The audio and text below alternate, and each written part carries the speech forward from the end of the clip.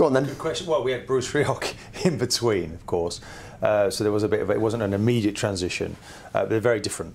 I mean, George Graham was all about winning the ball back and denying people space, whereas Wenger was about being creative. And they're two different mindsets, completely.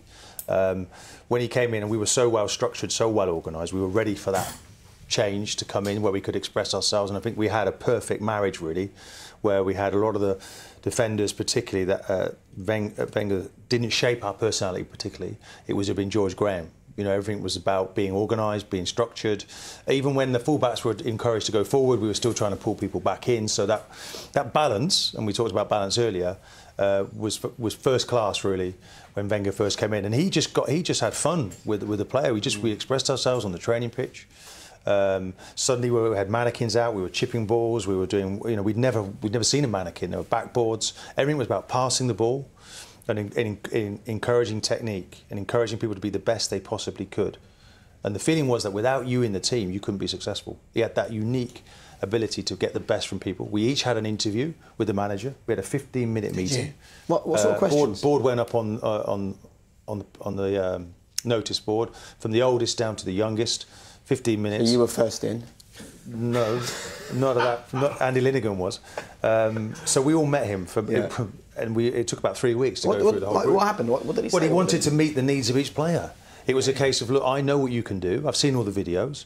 I'm reassuring you that, you know, if you do what you did for the previous manager, then I'll pick you and I'll play you. I actually said to the manager I was disappointed to see him there because Bruce Rioch would made me captain in Tony Adams' absence. You said that in the meeting. And I said I was a bit disappointed that he came in, if I was honest. Wow. Brave. And I Probably think a good thing to say. I think he enjoyed my honesty, but you know what he said to me, which was good news, was go and see the chief executive. We're going to improve your money. You're not earning enough money. I've looked at your contract against the rest of the players. I'm giving you a pay rise. Well, that was a great way to get me on board. And every day was a learning experience. It was fantastic. The innovation, the training that we did, something was making me feel like Superman. I didn't know whether it was the extra stretching. They were giving us vitamins. The money, wasn't it?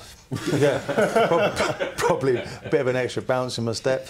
You know, we were taking vitamins, and all this diet, the food changed. We suddenly brought in the top chef came in, and whereas with George we weren't allowed to eat at the training ground because the club would have to pay for it. Suddenly it was, they were rolling food at us from all directions. We were travelling back, and we were coming back one night from an away trip, and we couldn't come back on the train. So the boss said, right, we're going to a hotel. What?